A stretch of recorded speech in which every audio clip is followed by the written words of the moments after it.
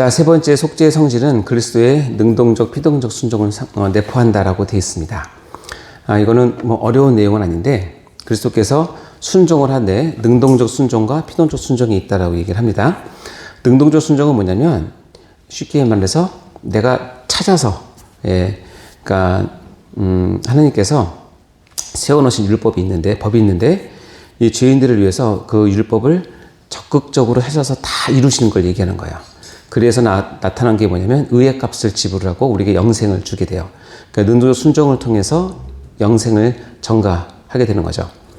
피동적 순종은 뭐냐면 쉽게 말하면 내가 당하는 거예요.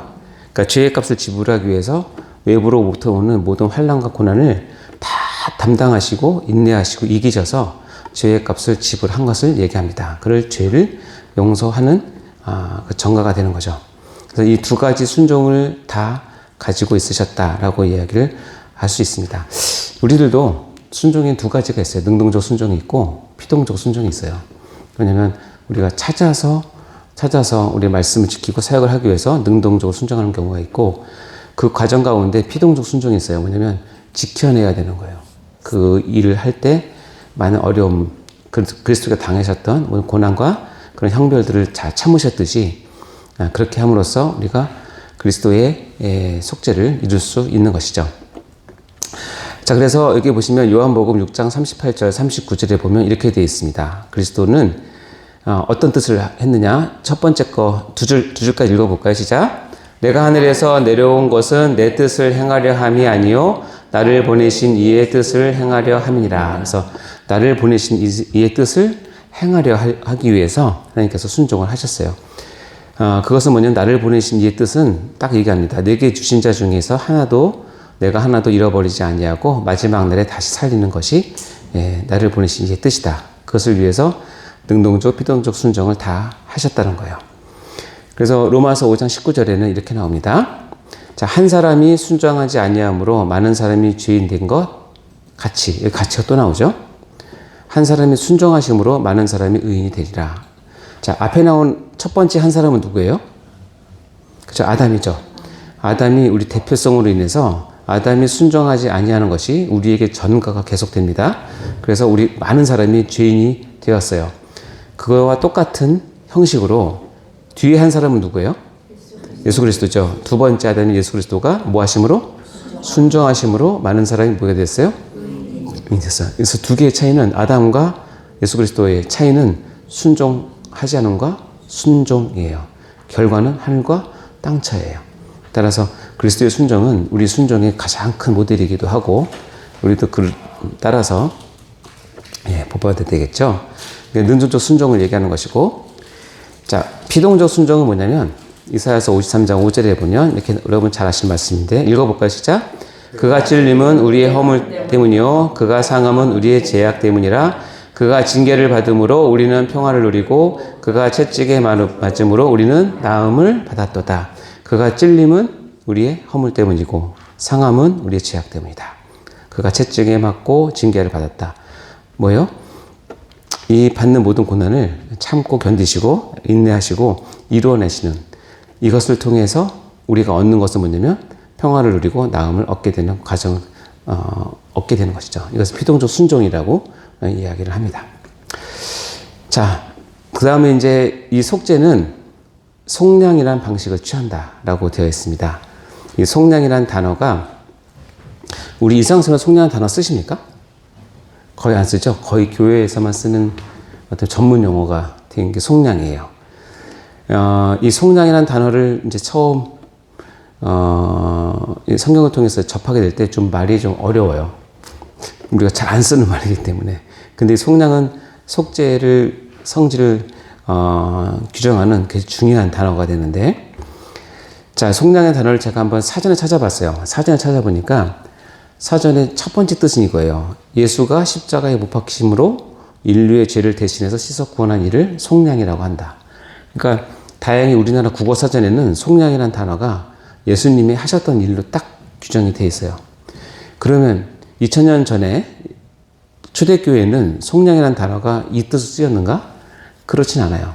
오히려 이 두 번째 뜻이 원래 속량의 뜻인데 두 번째가 뭐냐면 몸값을 받고 노비의 신분을 풀어주어서 양민이 되게 하셨던 일을 속량이라고 얘기한 거예요. 다시 얘기하면 노비를 사서 그의 노비의 신분을 풀어줘서 자유인이 되게 하는 그 과정을 속량이라고 해요. 근데 이 속량이라는 것을 사도 바울이나 기록하면서 그 당시 노예제도가 있었으니까 노예제도에서 노비의 신분을 사서 풀어주는 그 과정을 예수님께서 우리의 죄를 대신해서 죽으시면서 죄값을 치루어내는 것과 아마 제일 맞는 단어라고 생각을 했던 것 같아요. 제가 전에 얘기했지만 우리가 주님 할 때 이 주라는 단어가 그 당시 주는 지금 우리가 쓰는 주하고는 어감도 다르고 느낌도 다 다르잖아요. 그러니까 원래 가지고 있던 그것을 표현하는 단어는 지금 우리 언어 생활에는 없어요. 왜냐면 이미 우리는 이제 인권이라든가 그다음에 그런 것들이 완전히 체계가 잡혀있기 때문에 그 벗어나는 단어가 있을 수 없는데 그 당시 주는 그런 뜻이 아니었죠. 완벽한 절대적 순종을 전제로 한 거였잖아요. 마찬가지로 이 속량이라고 한 단어가 그 당시는 두 번째 뜻이 원래 뜻이었는데 2000년 동안 이 속량이라는 단어가 교회에서 쓰이면서 그리스도가 했던 일을 드러냄으로써 국어사전에 아예 첫 번째로 나오게 된 거예요. 그래서 참 의미는 있다 이런 생각을 하게 됐는데, 자, 속량은 한마디로 말하면 이게 아마 사도 바울이나 이런 분들이 노예 시장에서 보면서 이 속량을 보면서 그리스도께서 우리에게 해주신 것이 바로 이거구나라고 생각을 했던 것 같아요. 제가 전에 한번 설명을 했는데 이 노예제도는 그 당시에 있었고, 어쨌든 나라가 망하거나 점령을 하거나 하면 노예가 대량으로 생성이 되고, 또는 경제생활 하다가 파탄되면 노예가 되기도 하고, 그래서 노예를 사고파는 것이 이제 있었던 그런 시대이죠. 그래서 노예 시장이 있었고, 노예 시장에 가면 노예들이 자기 목에다가 자기 값을 걸고 다 서 있고, 지나가는 사람이 상품 고르듯이 어떻게 해요? 골라서 사갑니다. 그게 노예 시장이에요. 다른 나라의 포로이던 어쨌든 노예가 되면 이 당시 로마 시대만 해도 자유인보다는 노예가 훨씬 더 많았다고 그래요. 한 60%가 다 노예였으니까 굉장히 넓게 퍼진 사회 제도였죠. 하여튼 노예들은 시장에 나와서 팔려가길 간절히 원합니다. 첫 번째 소원은 내가 오늘 팔렸으면, 이것이 첫 번째 소원이에요. 이유는 뭐냐면 다시 안 팔려서 다시 노예 상인의 집에 가서 있게 되면 굉장히 위험한 상황이기 때문에 아주 좁은 공간에 수십 명씩 몰아놓고 거기서 먹고 자고 싸고 다 했으니까, 그러다가 병 걸리면 죽을 수밖에 없고, 그러다가 3, 4일 만에 또 노예시장이 열리며 나와서 몸 씻고 가서 자기 몸값을 걸고 서 있는 거죠. 근데 어쨌든 팔리려면 웃어 보여야 되고 자기 튼튼한 걸 보여줘야 되고 그래야 팔리니까. 안 팔리면 다시 글로 가니까.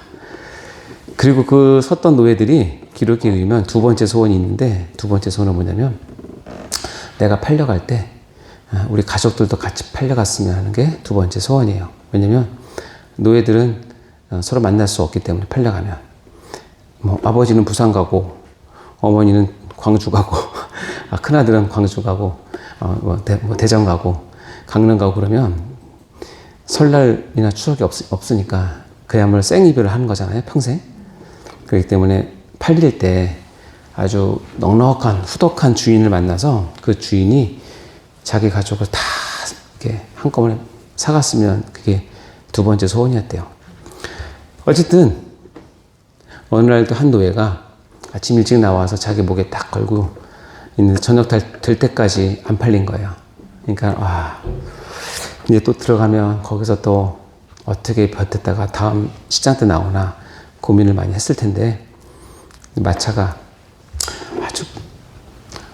지나가면서 마차가 딱 섰는데 아주 맘씨 좋아 보이는 노인이 쭉 노예를 봅니다. 보고 있다가 무슨 생각이 났는지 마트에서 내렸어요.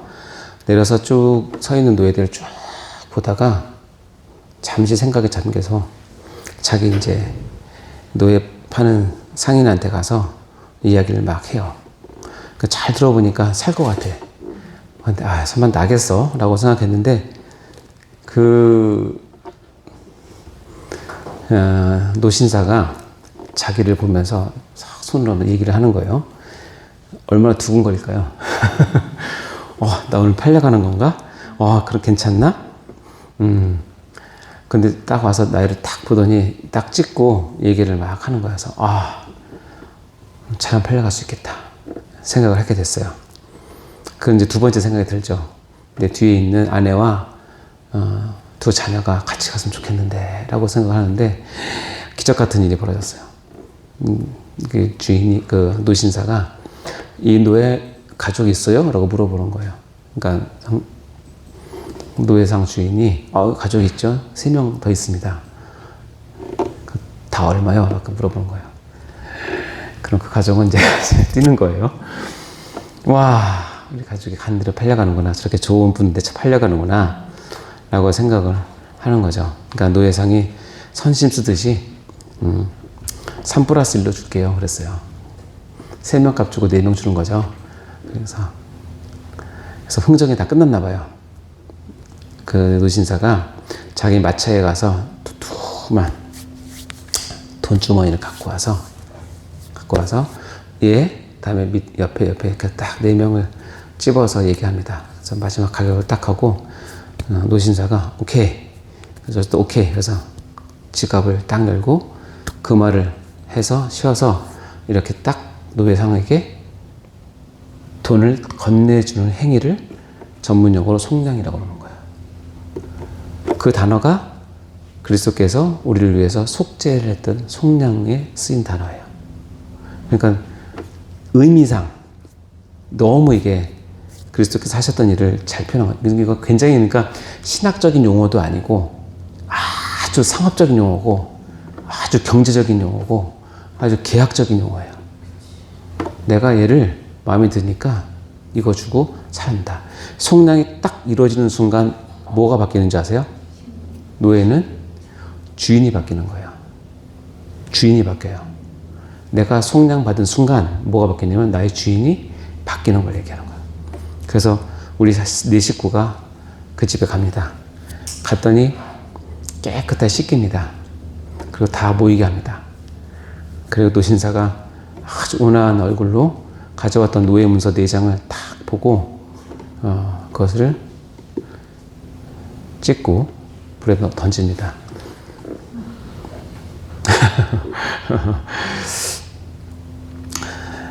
얼마나 감격스럽고 놀랐겠습니까? 자유인이 된 거예요, 자유인이. 이제 나의 노예 문서는 없어진 거예요. 왜냐면 내 주인이 풀어줬으니까. 자, 그럼 노예는 어디 가서 살죠? 그 집에 있을 것 같아요. 이제 노예가 아니죠, 이제는. 노예가 아니어서 자발적인 노예가 돼서 뭐 하냐면, 구약에 보면 문지방에 귀대고 구멍을 뚫습니다. 내가 당신의 노예가 계속 되겠습니다라고. 그 뭐냐면, 거기에서 만약에 노예가 아무런 돈도 없고 아무것도 없는데 자유인이 됐어.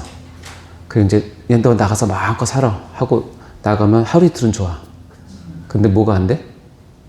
생애가 안 되죠. 그래서 노인이 딱 찢은 다음에 뭐라 하냐면 새로운 계약서를 써. 너 우리 집 아들 삼을게. 그게 구원에서 칭의는 속량에 의해서 이루어진 법적인 변화예요. 칭의랑 같이 나오는 게 뭔지 아세요? 반드시 양자예요, 양자. 자녀 삼는 거예요. 거기까지 가야 우리의 구원이 완전해지는 거예요. 근데 이거를 누가 하셨냐면 속량함과 동시에 나를 뭐라고 하시냐면 자녀 삼으신 거예요. 이 과정이 역사의 노예 제도를 이해하면 그리스도께서 우리에게 해주셨던 놀라운 은혜를 알 수 있는 거예요. 여러분, 그 가족이 그 집에서 10년, 20년 봉사한다고 그 은혜를 갖겠어요? 못 갚아요. 그거는 평생에도 못 갚아요. 그 노예가 자기 그렇게 해줬던 그 주인이 위급한 상황이 됐을 때 자기 목숨 바쳐 자기 주인을 위해서, 이제 주인이 아니죠 원래는, 근데 그 노신사를 위해서 자기 목숨 바쳐 어떤 일을 했다면 억지로 했겠어요? 기쁨으로 했겠어요? 예. 우리 똑같아요. 여러분 사역을 감사하며 기쁜 마음으로 자원해서 하셔야 돼요. 근데 이거는 말로 해서는 안 되고, 내가 노예였는데 예수님이 와서 나를 속량하셨고, 속량해서 이제 너 나가서 잘 살아라고 하는 게 아니라, 너 이 집에 나랑 같이 있어. 근데 너 이제 내가 아들 삼아줄게. 너 딸이라고 해줄게. 나랑 같이 살자라고 했어요. 그리고 나서는 내가 이제 그 집에 조그만 일도 돌보는데, 거기는 글쎄요, 전 모르겠어요. 무슨 불만이나 불평이 있을지 모르겠어요. 월급이 적다고, 사례비가 적다고, 그게 기준이 될까도 잘 모르겠고, 내가 섬기는 성도들은 자기를 좀 마음 아프게 한다고, 그게 그렇게 큰 기준이 돼요? 잘 모르겠어요. 내가 이제 계획 세웠는데 잘 안 됐다고 그것 때문에 화내고 교회에, 그것도 잘 모르겠어요. 나는 도대체 내가 어떤 사람인지를 모르면, 내가 지금 그리스도의 속죄를 어떻게 받았는지를 모르면 그게 해결이 안 돼요. 그냥 목사가 직업일 뿐이고 전도사가 직업일 뿐이에요. 맞아요. 우리의 생계를 위해서 하는 부분도 물론 제가 그 무시하는 건 아니지만, 그거보다 더 깊은 게 있는데, 내가 누구였는지 하고, 내가 어떻게 속량을 받았는지 하고, 내가 속량받은 사람으로서 어떻게 자녀가 됐는지, 이 과정 가운데 하나님께서 주셨던 그 놀라운 은혜와 사랑과 이 배려를 내가 안다면, 그분이 나에게 좀 섭섭하게 한다고 그렇게 저는 못할 것 같아요. 그래서는 안 된다고 생각을 해요. 그게 여기서 나옵니다. 속량에서. 이 부분을 여러분 정말 잘 이해하시고, 평생 주를 위해서 헌신하고 주를 위해서 다 바쳐도 그래도 난 할 말이 없습니다. 이게 돼야 이제 사역이 시작된다고 생각하시면 돼요. 레위기 25장에 보면 이렇게 되어 있습니다. 그가 팔린 후에 그에게는 속량을 받을 뭐가 있대요? 권리가. 그러니까 하나님은 구약에도 노예가 된 사람들이 속량 받길 간절히 원하세요. 그것도 권리라고까지 얘기를 해요. 그 형제 중 하나가 그를 속량하거나, 그의 삼촌이나 그 삼촌의 아들이 그를 속량하거나, 그 가족 중 그의 살부치 중에서 그를 속량할 것이요, 그 이웃가 부유하게 되면 스스로 속량하는. 그러니까 노예가 되었을 때는 너희는 반드시 속량받을 길을 찾으라는 거예요. 그게 마땅한 권리라는 거예요. 그러니까 속량받기를 그렇게 원하시는 거죠. 신명기 보면, 너는 애굽에서 종되었던 일과 내 하나님 여호와께서 너를 거기서 뭐 하신 것을? 속량하신 것을 기억하라. 네가 애굽에서 구원받은 것을 기억하라 해도 전혀 뜻이 어긋나지 않는데, 탁 집어서 내가 거기를 뭐 한 거를? 속량한 거를 기억하라고 하신 거예요. 이때 하나님께서 속량 무슨 속량이지? 어린 양을 잡은 것밖에 없잖아요. 6월절. 그게 어디로 오냐면 예수 그리스도께 오는 거잖아요. 그러니까 이것을 미리 그 개념을 땡겨서 속량이라고 딱 하신 거예요. 그 속량을 기억하셔야 돼요, 여러분. 애굽에서 종되었던 일, 우리가 어떤 자였는데 어떻게 속량받는 것을 기억하시라는 거예요. 그러면서 이렇게 얘기합니다. 아무도 자기 형제를 구원하지 못하며 그를 위한 속전을 하나님께 바치지 못할 것은 뭐예요? 그들을 생명을 속량하는 값이 너무 엄청나서 영원히 마련하지 못할 것이니라. 근데 이 생명을 속량하는 것은 하나님께서 계산적으로 따지면 너무 엄청나서 영원히 뭐예요? 마련하지 못할 거야. 그러니까 속량은 너희 돈 벌어서 할 수가 없어요. 여러분 연봉이 어느 정도 됩니까? 제 연봉도 잘 모르겠어요. 뭐 마통으로 쓰는 주제에 뭐 연봉을 얘기하기는 그렇지만 내가 열심히 평생 벌어도 내 죗값을 속량할 수는 없어요. 아예 얘기해놨어요. 시편에 생명을 속량하는 값은 워낙 엄청나서 너 안 된다. 이 인간들은 안 돼. 이렇게 규정을 해놨어요. 그래서 하나님이 이렇게 얘기하시는 거예요. 로마서 3장 24절 시작. 그리스도 예수 안에 있는 속량으로 말미암아 하나님의 은혜로 값없이 의롭다 하심을 얻은 자가 되었느냐. 속량으로 말미암아 의롭다 하심을 얻은 것은 하나님의 은혜로 뭐 없이? 값없이 이것을 내가 하나님의 속량을 이해 못하면 이 값없이를 어떻게 이해하냐면 값어치가 별로 없는 공짜니까 언제나 구할 수 있는 흔해 빠진 거 내가 필요하면 얻는 거라고 생각할 수 있다는 거예요. 어감상. 근데 여기 값없이는 뭐냐면 시편에 보면 네가 평생 벌어도 그 값을 할 수 없으니 내가 그것을 아니까 어떻게 해요? 아예 공짜로 주겠다는 거예요. 뭐냐면 값어치를 셀 수 없고 네가 감당할 수 없으니까 내가 미리 알고 값없이 공짜로 프리리 주겠다는 거예요. 근데 이걸 착각하시면 이게 배은망덕이고 이게 인간이 아닌 거예요. 예수님을 믿고 교회를 다닌다고 하면서도 내가 값없이 받았다는 것을 여전히 나의 권리로 생각하시고 나의 어떤 누릴 것으로만 생각하면 여러분 희망이 없어요. 특별히 저와 여러분과 같은 하나님께 두 번씩 부름받아서 하나님의 일을 하는 사람이 이 값없이란 말에 하나는 부담을 느껴야 되는 거예요. 아이고 공짜네 하고 좋아하면 안 된다는 거예요. 한없는 부담감. 이게 얼마나 컸으면 이렇게 주셨을까. 에이 그러니까 난 아무것도 안 해야지 이렇게 생각하시면 안 되고 그러니까 사도 바울처럼 자기 모든 걸 들여서 빚진 자의 심령으로 가는 겁니다. 아멘. 에베소 1장 7절에 보면 이렇게 얘기합니다. 우리는 그리스도 안에서 그의 은혜의 풍성함을 따라 그의 피로 말미암아 속량 곧 뭐예요? 죄사함을 받은 거야.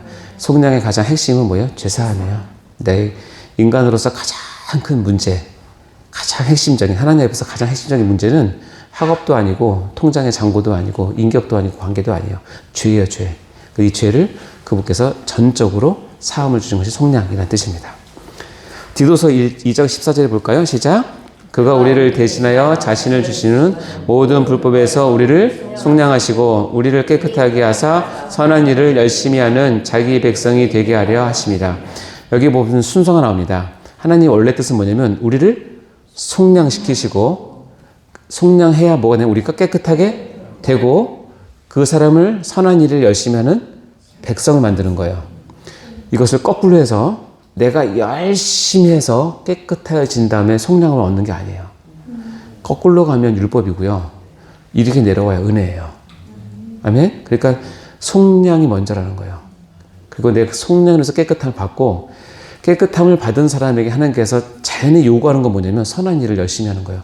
이건 하나님께서 요구도 하시지만 우리가 이것을 깨달으면 빚진 마음으로 아이고 나를 이렇게 해주신 그분이 뭘 원하시냐는 생각해서 선한 일을 하시는 거예요. 선한 일. 하나님 기뻐하시는 일. 하나님 내가 이 부서를 맡아서 하는 게 기쁘십니까? 감동이 오면 그냥 올인하는 거예요. 거기에. 내가 이 교회를 섬기는 기쁨이니까 올인하는 거예요. 이게 속량받은 사람이 일을 해야 될 순서입니다. 아멘? 히브리서 9장 15절을 볼까요? 시작. 이로 말미암아 그는 새 언약의 중보자시니 그는 첫 언약 때의 범한 죄에서 속량하시려고 죽으사 부르심을 입은 자로 하여금 영원한 기업의 약속을 얻게 하려 하십니다. 예, 그분께서 하셨던 것이 뭐냐면 중보자이시고 그래서 속량하려고 죽으셔서 우리로 하여금 기업의 약속, 즉 편한 얘기로 천국 백성이 되게 하는 그 목적으로 일을 하셨다는 거예요. 그러니까 우리에게는 이런 거 생각하면 하나님께서 그리스도께서 우리에게 주신 이 놀라운 은혜는 이루 말할 수 없습니다. 자, 이제 마지막 이제 네 번째 속죄의 범위를 잠깐 보도록 할 텐데요. 자, 여러분이 지금 배우고 있는 칼빈 신대원은 교단이 어디예요? 대한예수교? 감리교? 선교교? 대한예수교? 장로교. 장로교 중에서 어디예요? 합동이죠. 이 속죄의 범위는 교단마다 다릅니다. 이해하는 게. 근데 뭐 다른 걸 내가 얘기할 건 없고 우리가 갖고 있는 것을 여러분 잘 이해하시면 좋겠어요. 나중에 언제 한번 얘기하면 좋겠지만 우리가 지금 붙잡고 있는 신앙, 장로교 신앙은 전 세계 크리스찬이 갖고 있는 신앙 가운데 마이너 중에 마이너한 거 아세요? 진짜 마이너예요. 나중에 얘기합시다. 저는 이거 배울 때마다 가르칠 때마다 내가 정말 좁은 길로 가고 있구나. 절실히 느낍니다. 자, 속죄의 범위는 첫 번째는 전면적 속죄다. 우리가 믿는 것. 두 번째는 제한 속죄다. 이 두 가지예요. 이 두 가지만 이해하시면 되는데 전면적 속죄는 이거예요. 전면적 속죄 반대말은 부분적 속죄예요. 이거는 뭐라 볼까요? 태어나면서 죽을 때까지의 모든 죄를 전면적으로 속죄했다는 뜻이에요. 자, 여러분이 과거에 죄를 지었죠? 자, 속죄를 받았습니까? 안 받았습니까? 받으시죠? 자, 여러분, 현재 요즘에도 죄를 짓고 있죠? 네. 속죄함을 받았습니까? 네. 앞으로 계속 죄를 지을 거죠?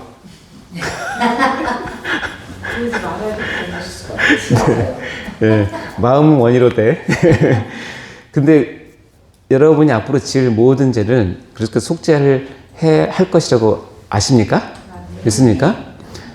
우리 입장에서는 내 죄를 과거, 현재, 미래로 나눠서 생각할 수밖에 없는 건 나는 이 시간에, 이 장소에, 이 시간의 한계를 못 벗어나는 존재이기 때문에 과거와 현재와 미래를 나누어서 생각을 하고 거기에서 있는 죄들을 다 내가 속죄를 받을 수 있다고 믿는 것이 전면적 속죄예요. 그래서 이해가 안 되는 건 내가 앞으로 지을 죄까지도 하나님은 아시고 속죄하신다? 이게 실은 이성적으로는 잘 생각이 안 돼요. 그러나 하나님은 과거, 현재, 미래가 없으신 분이고 하나님은 한눈에 창세 전부터 영원 후까지 모든 것을 한눈에 보시는 분이라는 것을 이해해야 되나 믿어야 되나? 이건 굉장히 좀 철학도 아니에요. 그러니까 하나님은 한 번에 다 보세요. 그러니까 과거, 현재, 미래가 하나님께 의미가 없는 거예요. 하나님께서 예정해서 하나님의 속량을 통해서 구원받은 사람은 과거에 지은 죄, 현재 지은 죄, 미래에 지을 죄까지도 하나님은 다 속죄할 수 있는 능력과 힘과 권세가 있다는 것이에요. 그래서 믿는 거예요. 아멘? 따라서 우리는 부분적 속죄를 믿지 않아요.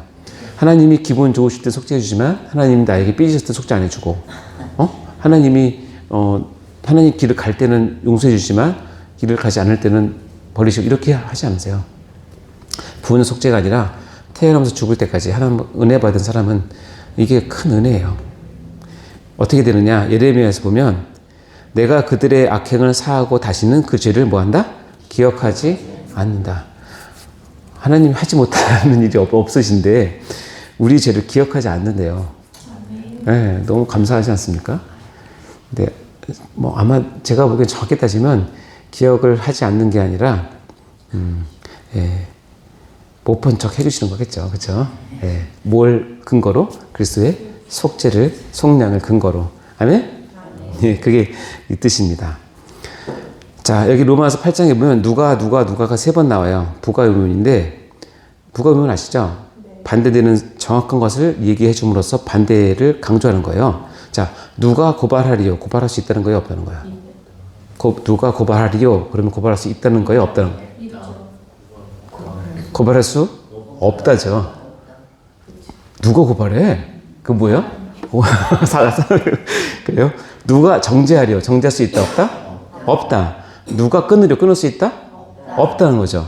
이해되시죠? 이렇게 3번이나 강조를 해서 한 내용이 뭐냐면 이거예요. 기록된 바 종일 주려에 죽음을 당하게 되며 도살할 양같이 여김을 받았나이다. 이 내용이 뭐예요? 속량에 대한 내용이잖아요. 이 속량에 대한 내용은 이것은 확신하노니 사망이나 생명이나 천사이나 권사이나 장래이나 능력이나 높음이나 기쁨이나 다른 어떤 피조물도 우리를 우리 주 그리스도 안에 있는 하나님의 사랑에서 끊을 수 없다. 완벽한 속죄를 이루셨다라고 강조하고 또 강조하는 거예요. 따라서 우리는 하나님의 그 신실하심을 믿고 있는 거죠. 우리의 연약함을 알면서도 불구하고. 아멘? 자, 두 번째 알아야 될 것은 제한 속죄와 보편 속죄예요. 우리는 어떤 걸 믿어요? 보편 속죄, 제한 속죄 차이가 뭘까요? 한마디로 얘기하면 하나님의 속죄 그것은 특정된 선택된 특정 수에게만 혜택이 간다는 뜻이에요. 이게 이제 우리들 가운데 많은 논란이 되고 기분 나쁜 거예요. 그래서 우리는 보편 속죄를 절대로 믿지는 않는데 보편 속죄를 믿는 게 여러분 다 아시는 모든 감리교, 성결교 다 보편 속죄예요. 차이가 뭐예요? 제한 속죄는 그리스도께서 우리를 위해서 십자가에 못 박히신 그 혜택이 하나님께서 이미 예정하신 사람에게만 효과가 있어서 100% 구원한다는 뜻이고 보편 속죄는 뭐냐면 하나님께서 인류를 사랑하셔서 십자가 못 박혀 죽으셨어요. 구원을 이루셨어요. 그리고 이것을 믿는 모든 자가 구원을 얻는다고 얘기해요. 근데 우리는 너무나 쉽게 너무나 잘 들린 게 뭐냐면 그렇지 예수님께서 십자가 돌아가신 것을 믿는 모든 자가 구원을 어쩌? 그 두 개 차이는 뭔가요? 제한 속죄는 우리의 구원이 삼위 하나님의 절대 주권 안에 있는 거예요. 보편 속죄는 뭐냐면 마지막 최종 결정을 누가 하냐면 내가 해야 하는 거예요. 인간이 하나님께서 구원의 손을 내밀었어요. 모든 인간에게. 그래서 복음을 다 듣게 하셨어. 내가 마음이 동해서 이것을 잡아줘야 구원이 이루어지는 거예요. 그러면 구원의 최종 결정은 누가 져요? 인간이 하는 거예요. 이게 위험한 게 뭐냐면 하나님의 절대 주권이 무너져요. 하나님께서 나를 사랑하셔서 재혼을 구원해야겠다고 창조전에 예정했어. 2000년 전에 예수님께서 오셔서 십자가에 돌아가셨어. 나의 구원은 이미 하늘에서 이루어졌어. 근데 제가 굉장히 뺀질되거든요. 의외로. 내가 뺀질돼서 그걸 안 잡아. 잡다가 놓다가 잡다 놨다가 잡는 척했다 놓다가 그러니까 하나님께서 위해서 안달나신 거야. 야, 제일 빨리 안 잡냐. 잡아야지 구원받는데 내가 쟤 데리고 천국 갈 건데 내 백성이 될 건데 안 잡아 그러다가 교통사고에서 내가 죽었어. 갑자기. 하나님 입장에서는 하나님께서 계획했던 재훈이의 구원이 다 99%를 해놨는데 마지막 1%인 재훈이가 믿음을 가지고 안 잡아서 구원이 취소됐어. 하나님이 계획한 게 안 이루어졌어. 이건 우리가 믿는 하나님이 아니에요. 아시죠? 그래서 보편 속죄는 우리가 이해하기는 너무 좋아요. 왜냐면 우리의 입장을 얘기해 주니까. 그리고 사실은 겉으로 드러나는 건 하나님께서 복음을 지시하고 우리가 믿음으로 잡아야 구원 얻잖아요. 이건 현상이죠.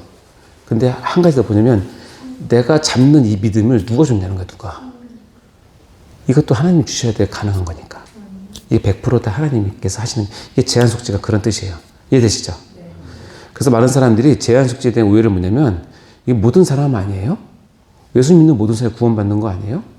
그리고 그렇게 보면 하나님 속 좁다라고 생각하는 사람 많아요. 근데 성경에 보면 제한 속죄의 내용이 너무나 많습니다. 성경에는 택자가 있으면 불택자가 있고 교회가 있으면 세상이 있고 자기 백성이 있으면 남의 백성도 얘기하고 내 양이 있으면 남의 양도 얘기를 해요.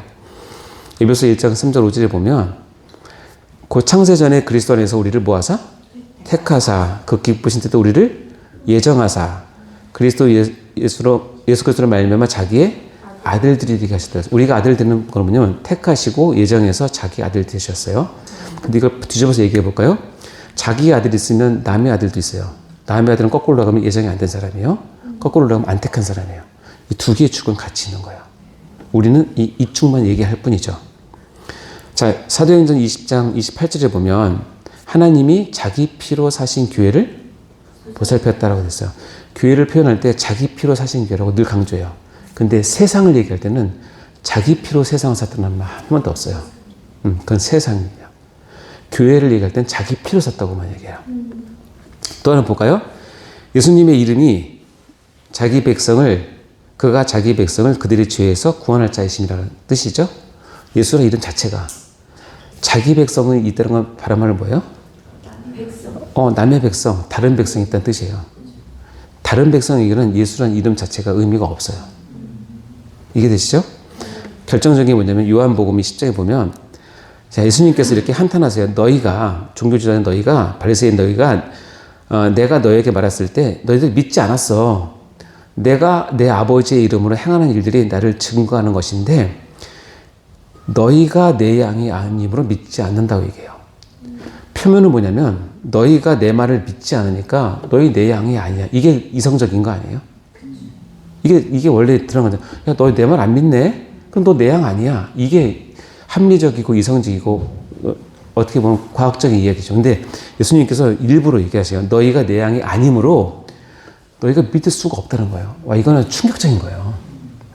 이 이야기를 들은 바리새인들은 얼마나 기분 나빴을까요? 이건 여지가 없어요. 너희가 내 양이 아니므로 믿지 않는데요.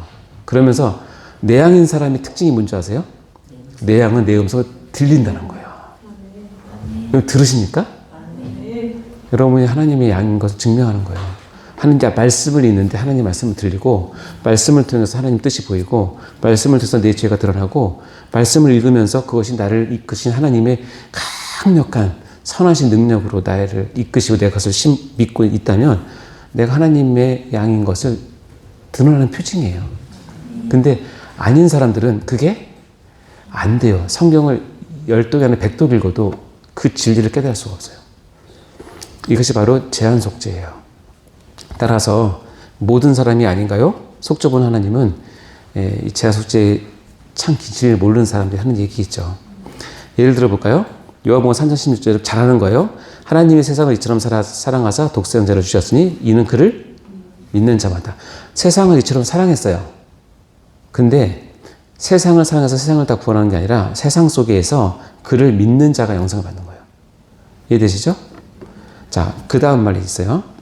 밑에 보면 오직 주께서는 너희를 대하여 오래 참으사 아무도 멸망하지 않고 다 회개하게 이르기를 원한다고 되어 있죠. 그 봐요. 아무도 멸망하지 않고 다 회개하게 이르기를 원한다고 되어 있잖아요. 이 보편 속죄 아니에요? 라고 하지만 이 글의 대상은 뭐냐면 너희를 대하여 너희. 이 너희는 누구냐면 교회를 얘기하는 거예요. 교회에 있는 속한 사람들은 아무도 멸망하지 않고 다 회개하게 원하신다는 뜻이에요. 오히려 보편 속죄가 아니라 교회라고 하는 제한 속죄를 얘기하는 거예요. 또 볼까요? 그는 우리를 위한 화목제를 부이니 우리만 위할 뿐 아니라 온 세상의 죄를 위하심이라. 이거 결정적인 거네. 온 세상의 죄를 위하심이라고 돼 있잖아요. 우리가 전에도 얘기했지만 성경을 읽을 때 한 구절을 갖고 그걸 전부 다 해석하면 안 되고 요한 1서에서 온 세상의 죄를 위함이라고 했던 뜻이 뭘까를 보면 요한은 세상에 대한 그 개념을 어떻게 잡고 있는지가 요한복음에 나와요. 요한복음에 보면 세상 중에서 내게 주신 자들에게요. 세상이 왜 필요하냐면 요한은 세상 중에 내게 주신 자들이 안에 있기 때문이에요. 그러면 9절에 보면 내가 그들을 위하여 비옵나니 내가 비옵는 것은 뭐예요? 세상을 위함이 아니고 전체가 아니라 세상 안에서 내게 주신 자들을 위함이에요.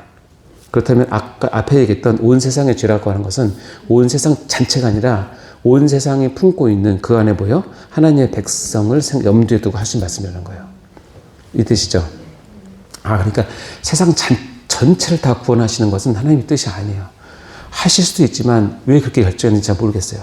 하나님은 정하셨고 예정하시고 선택하셨어요. 그리고 선택한 사람에게 하나님의 속량과 이 속죄의 모든 은혜를 100% 주시고 이 안에 속해 있는 사람은 한 사람도 떨어지지 않고 다 구원하실 것을 약속하셨어요. 아시겠죠? 이 테두리는 나중에 교회로 가면 우리가 배웁니다. 뭘 배웠냐면 유형교회와 무형교회에 대해서 배우는데 그때 이 부분이 정확히 드러나요. 이게 우리 현실이기 때문에. 또 중요한 건데 디모데전서 2장 4절 이게 가장 중요한 보편 속죄를 이야기하는 사람들이 하는 얘기예요. 하나님은 모든 사람이 구원을 받으며 진리를 아는 데 이르기를 원하시느니라 여기에요. 하나님은 한 분이시요 또 하나님과 사람 사이의 중보자도 한 분이시니 그 사람이신 그리스도 예수라 그가 모든 사람을 위하여 자기를 대속물로 주셨으니 기약에 이르러 주신 증거니라 이렇게 되어 있잖아요. 이걸 읽으면 모든 사람이잖아요. 이거는 정말로 보편 속죄를 강력하게 지지하는 단어 구절이라고 실제로 그렇게 생각을 합니다. 그런데 우리가 조금 더 깊이 들어가서 원어 문장에서 보면 이 모든 사람은 판타스 안드로포스라고 헬라어인데 원뜻은 뭐냐면 모든 사람이라는 것은 첫 번째 뜻은 뭐냐면 이 구원받은 모든 사람이 신분이나 귀천이나 직업이나 남녀노소의 차별 없이 구원받는다는 뜻이에요. 이 원래 뜻은 그것보다 좀 더 다른 뜻으로 더 간다고 하더라도 양보한다고 하더라도 이 판타스 안드로포스는 뭐냐면 인류 전체나 개개인을 뜻하는 것이 아니라 한정 지어지는 일단의 무리나 그룹을 뜻하는 단어예요. 따라서 오히려 이것은 원어적으로 보면 모든 사람이 구원받기 원한다는 것은 어떤 신분의 차별이 없이 하나님께서 원하신 그 한정된 교회는 신분의 차별 없이 하나님께서 반드시 구원시킨다라는 의미로 우리가 해석을 하는 거예요. 따라서 여기서는 모든 사람은 하나님의 택하신 자 전체를 뜻하는 단어로 우리는 개혁주의는 이해를 하는 거죠. 따라서 제한 속죄와 보편 속죄는 실은 신학적인 차이이기도 하고 그렇다고 우리가 성별교가 이단이라고 얘기하진 않아요. 그러나 구원의 본질을 얘기하고 성경에서 무엇을 구원이라고 얘기할 때는 우리는 제한 속죄가 훨씬 더 하나님의 뜻과 그리스도께서 하셨던 속죄를 잘 드러내는 것으로 우리는 믿는다는 것이죠. 아셨죠? 그래서 우리가 하나님 속 좁다, 그러니까 기독교는 배타적이다. 이건 지금 오해하고 있는 사람들의 표현이고 진리는 이렇다는 거예요. 그래서 이 안에 들어와 있는 사람은 이것을 들으면 감동이 올 것이고, 이 안에 안 들어오는 사람 들으면 기분 나쁜 얘기예요. 어쩔 수 없어요. 그 사람들 기분을 맞추려고 이걸 진리를 바꿀 수 없으니까. 설명해주고 받아들이면 감사한 거고, 이것을 받아들이면 영원토록 나에게 힘이 되는 것이고, 내가 선택한 것이 아니라 내가 여기 있구나. 그러나 안 받아들이는 사람은 어쩔 수 없어요. 말씀 선포하고 안 받아들이면 그렇게 사는 거죠. 열심히 자기 구원을 위해서 노력하면서 사는 거예요. 내가 이 정도는 해야, 내가 헌금 이 정도는 해야, 내가 직분을 맡아야, 내가 뭘 해야, 선교를 해야 구원받는다고 생각하면 좀 열심히 삽니다, 오히려 더. 맞아요. 네. 근데 방향이 다릅니다. 그것과 내가 빚진 자이고 무익한 종이기에 나의 삶을 드리는 것과는 질적으로 차이가 납니다. 여러분 그쪽으로 가셔야 되지, 내가 뭐 노력해서 뭐 하려고 하면 피곤합니다. 그렇게 사시면 안 됩니다. 자, 마무리할게요. 1번 읽어볼까요? 시작. 성경적 속죄관은 속죄를 요구하시는 하나님의 차가운 진노요 철저한 공의에서 출발한다. 따라서 그리스도의 속죄는 하나님의 사랑과 공의를 만족시킴이었다. 그렇죠? 두 번째 시작. 그리스도의 속죄는 속량이라는 방식으로 우리에게 다가오는 사랑의 본질입니다. 세 번째 시작. 우리는 예수 그리스도의 대리적 속죄와 제한 속죄의 수혜자이며 따라서 그 사랑에 빚진 자의 심정으로 늘 감사하고 헌신하며 살아갈 이유가 충분히 있음을 알아야 한다. 아멘. 아이고, 여러분 집에 가서 예수 나를 위해 십자가를 떼고 불러보시기 바라고, PT는 다 올렸으니까 불러보시고, 어쨌든 이렇습니다. 그리스도의 속죄, 속량 잘 여러분의 것으로 고백을 하시고, 정말 인간이 아닌 그런 신앙생활 하지 마시고, 저를 포함해서 정말 하나님의 사랑에 녹아나는, 그래서 빚진 자와 무익한 종으로 여러분 잘 사시기 바랍니다. 같이 잘 삽시다. 얼마 안 남았습니다. 기도하고 마칠까요? 하나님 아버지 감사합니다. 이렇게 귀한 시간 허락하시고, 기독교의 가장 핵심이고 주님께서 이 땅에 오셔서 했던 가장 핵심인 속죄를 다시 한번 깊이 있게 보았는데, 하나님 이 속죄가 나의 마음과 나의 영혼과 나의 모든 것의 근간이 될 수 있도록 도와주시고, 이로 인한 감사와 감격과 헌신함이 나로부터 아주 자연스럽게 흘러나오는 귀한 헌신이 될 수 있도록 축복하여 주옵소서. 아버지 하나님, 그리스도께서 나를 위해서, 그리고 성삼위 하나님께서 나를 위해서 하셨던 이 놀라운 일들을 다시 한번 감사드리고 다시 한번 감격하며 하나님 앞에 설 수 있는 저희가 다 될 수 있도록 인도하여 주옵소서. 우리가 말씀을 가르칠 때에, 또 기회를 섬길 때에 이 부분을 놓치지 않게 도와주시고, 바른 말씀과 진리를 같이 나눌 수 있는 저희가 다 될 수 있도록 저희를 훈련시켜 주옵소서. 감사드립니다. 이 모든 말씀을 예수님 이름으로 간절히 기도드립니다. 아멘. 수고하셨습니다. 잘 쉬십시오.